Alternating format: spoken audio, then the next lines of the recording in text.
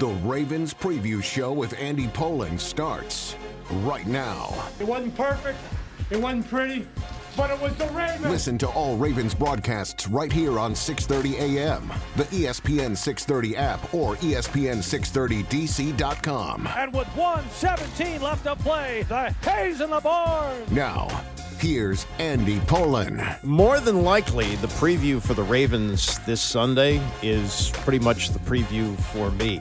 Sitting on their tuchuses, watching the Red Zone channel. 7 hours of commercial-free football because the Ravens have their bye, just like the Commanders, the last possible bye of the season. So they are off and coming off a tough loss to the Philadelphia Eagles, and they get a little bit of a break, and then they get to go to New York to play the lowly Giants right after the bye. That'll be on the 15th of December. But in a season that looked like it, had great promise for them to win the division, to get over the hump, and they still can, but they more than likely will have to do it on the road with the losses now piling up. They've got 5 of them. They are still now 2 games behind Pittsburgh. They can make that up. They've got another game with Pittsburgh coming up. But what has happened to the Ravens has been a series of disappointments. They did get a big win on the road, winning at Los Angeles against the Chargers, but coming home and falling to the Eagles in what some thought might be a Super Bowl preview, and still could be. I mean, in recent years, we have seen teams that have gone to the Super Bowl as a wild card team, but Baltimore is going to have to scramble a little bit right now with an 8-5 record. These stats are incredible. Lamar Jackson is having another year where he's very much in the conversation for the MVP. Josh Allen has kind of taken the lead on that because the Bills are better, and he's had a signature play running for a touchdown to beat Kansas City on the road. It's the only team that has beaten Kansas City. They have already clinched their division. They're 10-2 on the season, and they're going to coast in. But Baltimore's got some work to do. But you look at the numbers for Lamar Jackson, he's completing 67% of his passes. He's thrown for almost 3,300 yards. He's got 29 touchdown passes on the year and only 3 interceptions. And as much as he runs around, he's been sacked 19 times, which is not too bad. They've got the complement of Derrick Henry, which many thought was the missing piece, and he has delivered these statistics that they want. He has run for over 1,400 yards, but they've had some disappointing losses, and at this point, with the way things are stacking up as you look for home field in the playoffs, 5 is going to be tough to navigate. Joining us now is the editorial director for the Ravens, Ryan Mink, who's been on before. As they head into the bye week, that's my synopsis of where things stand on the disappointment scale and still the possibility of what can happen over the last month of the season. What's your assessment of where they stand now heading into the bye? I think the AFC North is still very much alive for the Ravens. I think they're a game and a half back, and as you mentioned, they still play the Steelers coming. So obviously, if they don't win that game, then it's probably decided. If they do, very much alive. You look at the schedules remaining for both teams. The Ravens have what should be certainly wins. At New York, they host the Browns in the regular season finale. Texans on the road on Christmas. Texans are one of the teams that are kind of sliding a little bit. They've lost 3 of their last 5. The Steelers still have matchups against the Chiefs and the Eagles remaining in addition to the Ravens. So, very much, I think the AFC North is still up in the air. But, even if the Ravens were to go the wild card route, I don't think that harms them. They love being the underdog. They love going on the road and trying to spoil somebody's fun. They almost I feel like, in Baltimore's history, they play better to the underdog role than when they're favored. So, I think that the facts of the matter are the Ravens, when you look at it, are still one of the best teams in the league. Yep. There's no doubt about it. Yep. They have the number 1 offense in the league. They have arguably the best player in the league.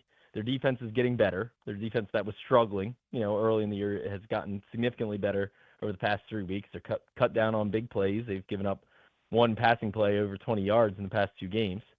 And they're shutting down the run as they have all year. So this is a really good team. They played a really hard schedule. They faced a ton of teams that were really hot when they played them, and they beat them, right? They beat the Bills earlier in the year. They beat the Bucs that were playing well. They beat the Commanders that were playing really well. They beat the Chargers that were playing really well. They beat the Bengals, who are playing well. The record doesn't show it, but the Bengals were hot when the Ravens beat them, especially the first time. So, this is a good Ravens team. And do they need to clean some things up and get better? Absolutely. Was the Eagles' loss disappointing? Absolutely. But you go back to the 2012 team that won the Super Bowl, they got absolutely smacked by the Broncos late in the year, went up against them in the playoffs and beat them. Yeah, no, there's no question. You just never know. Yeah, and the thing that we know now, and this is why we've seen so many wild card teams go to the Super Bowl, it's not necessarily the best team that goes to the Super Bowl, it's the hot team. And even though we are now, into December, there's still a lot of football left to play, 4 more games. And as you mentioned, some of the teams that they can beat and the revenge game, the rematch with Pittsburgh. So it's possible they could run the table there, and they could be the hottest team going into the playoffs from the AFC. If the best team won the Super Bowl every year, the Ravens would have won it last year. They would have won it in 2019. Right. Right. I'd have 2 more rings. So that is not the case. And yeah, I agree. Like when you look at it, can the Ravens get hot from here on out? Absolutely. So yeah, I think that this team has oftentimes faced adversity and they've rallied. John Harbaugh has done that countless times and gotten this team hot in December. Of course, it's all going to come down to what do you do in the playoffs. That's what it's been since Lamar Jackson got here. Yep. And I think the Ravens have a very, very good chance of making the playoffs. It's going to kind of ultimately be decided by what do they do when they get there. Absolutely. But we're talking to Ryan Mink, who's the editorial director for the Ravens. My wife is from Baltimore, old enough to be a Colts fan, not necessarily Ravens. But she asked me this question, and I'll give you the answer that I gave and see if it syncs up with what you think. The suspension of Diontae Johnson, she said, well, why don't they just cut him? I said, well, 2 things. One, it's a financial move because you cut him, you got to pay him, so you dock him a week's salary by suspending him. The other thing is the culture of the Ravens would suggest that whatever the issues he's having, that they can absorb them, and he could ultimately help them down the road. Do you see it that way as well? Yeah, I think those are two pieces of the puzzle. I think 2 others that I would probably add are that if you cut him, then you're out of the running for a compensatory pick the following year. Yeah. Right. So if he leaves in free agency, if some other team signs him in free agency now, I think his value is certainly taking a hit from where it was early in the year, and the suspension doesn't help his value.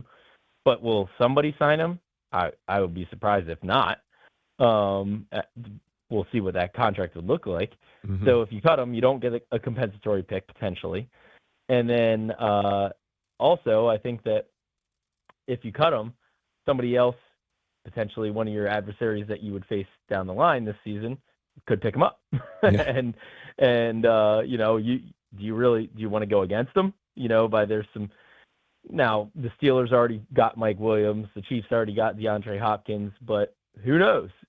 So he ain't hurting you, on the field when he's on your roster. One of the things that we've talked about is the lack of carries for Derrick Henry. Even though he's got 1,400 yards, you're not giving it to him 25 times a game.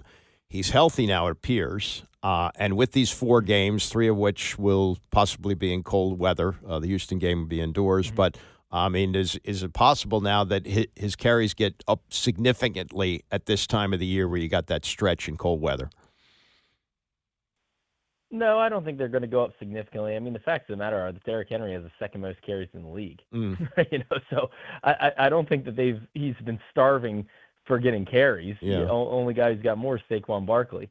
And now, could he carry the ball more? Sure. Yeah, and I think that, part of the design, and I think that when the season started, we would have all said, yeah, like I sign on for this plan, is you want Derrick Henry fresh in December and January, running over guys who don't want to tackle them when they're bumped, have a lot of bumps and bruises and it's cold out. Right. Like, yeah, I do want Derrick Henry fresh in December and January. Yeah.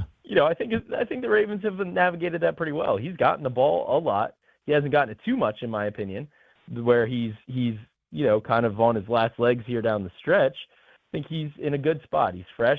He can punish opponents on the ground, but I also, I think he could get more carries, but I don't really want to take the ball out of Lamar Jackson's hands all that often either. Yeah. Lamar's been the best player on the field, so like as good as Derrick Henry has been, I want to give Lamar Jackson plenty of chances to beat opponents too.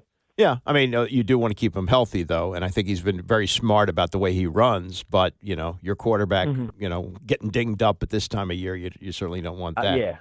I don't want Lamar Jackson running all that much more. Yeah. I mean, I think if there's opportunities in these big games, that's been a talking point this week. His mom said he should have run more. Yeah. And, hey, when you get into these big games and it's like 3rd and 7 and you have to move the chains, okay, I'll take that. But generally speaking, do I want Lamar Jackson scrambling for a 7-yard gain? No, I do not want that. I want him extending plays, looking for a 40-yard gain with his arms or not, right? Like, I don't want him taking hits for 6 or 5 yards. I'll take a 30-yard run, but I don't want a 5 to 7-yard run. And I'll let you go on this. Speaking of health, I know that there've been some dings there. Roquan Smith has missed some time. What's the health situation going into the stretch, and who might they be getting back after the bye? Michael Pierce returned to practice the previous week and, wasn't able to go, didn't get activated for the game against the Eagles, but you would think that he's close considering he was on the practice field. So that would certainly help and bolster the run defense even more. I think one to watch is Rashad Bateman. He left the game with a knee injury. John Harbaugh said it wasn't serious, said it was a sore knee, but, he's been one of their top targets this year, one of their top receivers. So that is absolutely one to monitor coming out of the bye. And then Zach Orr said, the bye defensively, the bye is going to help Travis Jones the most, the big defensive tackle who's been playing through an ankle injury for the past, 5 weeks, something like that. And, he's been out there, he's been playing, he's still been making his presence felt, but they really feel like if he can come back healthy from the bye, he can be a difference maker for them and, quote, dominant for them down the stretch as he was early in the year. All right. I assume you're going to be like me on Sunday, 7 hours of commercial-free football? Something like that, exactly. I have 2 young children, so it's always hard for me to get too much time in front of the television. But I will try to squeeze in as much as I can. Very good. Hey, good to talk to you. Thanks so much, Ryan. All right, thank you. That's Ryan Mink, who's the editorial director of the Baltimore Ravens, who, like the Commanders, have a bye week, and then they will go to New York on the 15th. This is the big game on December 21st. They're home against Pittsburgh, and then at Houston, and they finish up the season at home against Cleveland. So 2 on the road, 2 at home in the stretch run as they try to lock up a playoff spot. Coming up, what Booger McFarland says about the Diontae Johnson situation and much more. It's Ravens Preview on ESPN 630. Want to take ESPN 630 wherever you go? Today, Junior! Download the newly designed ESPN 630 app from the App Store on your iPhone or the Google Play Store. Use your hands-free setting or Bluetooth connection in your car. Sensational. And listen to us no matter how close or far you are from DC. And don't miss a second of your favorite shows from anywhere in the world. Oh, there it is. ESPN 630, the sports capital. Now worldwide from your phone. More than 45,000 flights and 2.9 million passengers move through the national airspace system each day. And every day, aviation safety professionals represented by the National Air Traffic Controllers Association are on the job, keeping travelers safe. From taxiways to takeoff, en route to landing, NATCA members put safety first. They are the caretakers of the skies, guiding both passenger and cargo air traffic to their destinations safely and efficiently. The National Air Traffic Controllers Association, NATCA, we guide you home. Texting enrolls you into recurring automated text messages. Consent not required to purchase. Message and data rates may apply. Hey, Dan, how you doing? Haven't seen you around the gym for a while. Yeah, I've really fallen off. Since I turned 40, I just don't get the results I used to get. Could be lower testosterone. Lower T? Yeah, I went through it a while back. Once you hit 40, your body has less free testosterone. I got Nugenix Total T, and it's made a huge difference for me. I've seen that ad on TV. Is it for real? Oh, yeah. The key ingredient is something called Tesnor, which helps boost free and total testosterone levels to help you trim up and stay lean. And it's made a difference for you? Man, I feel like I'm in my 20s again. At work, in the gym, and in the bedroom. Are they still giving out complimentary bottles for people to try it for themselves? Yeah, you just need to send them a text. Text TIP to 321-321 right now for your complimentary bottle of Nugenix Total T, the #1 selling testosterone booster at GNC. Plus, text now and we'll include a bottle of Nugenix Thermo, our most powerful fat incinerator ever, to help you get back into shape fast. Absolutely free. Text TIP to 321-321. That's TIP to 321-321. Prescriptions require an online consultation with a healthcare provider who will determine if appropriate. Restrictions apply. See website for details and important safety information. Subscription required. Price varies based on product and subscription plan. Ravens on 3, 1, 2, 3. This is the Ravens Preview Show presented by Verizon. Here's Andy Pollin. Ravens off this week. They have the late bye, just like the Commanders. Then they will resume on the 15th at New York against the Giants. They're home against Pittsburgh, at Houston, and then home against Cleveland to wrap up the season as they sit in a spot which looks like they will be a playoff team, but they're not there yet. Pittsburgh leads the division at 9-3. Ravens now 8-5, which makes that game against Pittsburgh on the 29th or 21st a really big one for Baltimore. Now, I did talk to Ryan Mink about this, but I was interested in what Booger McFarland had to say yesterday on PTI, and this is the Diontae Johnson situation. It's It's highly unusual in sports that this happens, but I guess it does. Diontae Johnson, who they traded for earlier this season, hasn't been used much. He has only one reception. They're playing Philadelphia last week. He gets sent into the game and refuses to go in. So he has now been suspended a game, will not play against the Giants a week from Sunday. And Booger McFarland on yesterday with Tony and Mike says, well, don't worry about it. It's the Ravens. One thing you know about the Baltimore Ravens, that they have a saying that's located on their wall inside their facility, play like a Raven. And that means something. It talks about their culture that's been developed there a long time with Ed Reed and Jonathan Ogden when Isaac Newsom was the GM. Anytime you have a culture like that, the last thing I worry about is something going on inside. Now, let's look at the Diontae Johnson of it all. Here's a guy that they traded for at the trade deadline who came in, and he's probably been unhappy with his playing time. And so now you get in the game, he hasn't played a lot, and coach tells him to go in. And now his pride is hurt, Mike. He doesn't want to go in and play one or two plays. He thinks he should be a starter, probably thinks he's better than some of the other receivers. So he's not going to go in, and he refuses to. And because of the play like a Raven culture, they're saying, you know what? You're not bigger than the football team. You're not bigger than anybody here.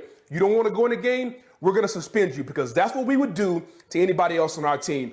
Goodbye, John Harbaugh, for doing that. And Diontae Johnson, be a pro. Do better. Yeah, and as we heard from Ryan Mink, there's also other extenuating circumstances there. If they cut him, not only have to pay him, but they don't get a compensatory pick when he goes someplace else in free agency, which is 100% going to happen. But again, Baltimore's offense has not been a problem this year.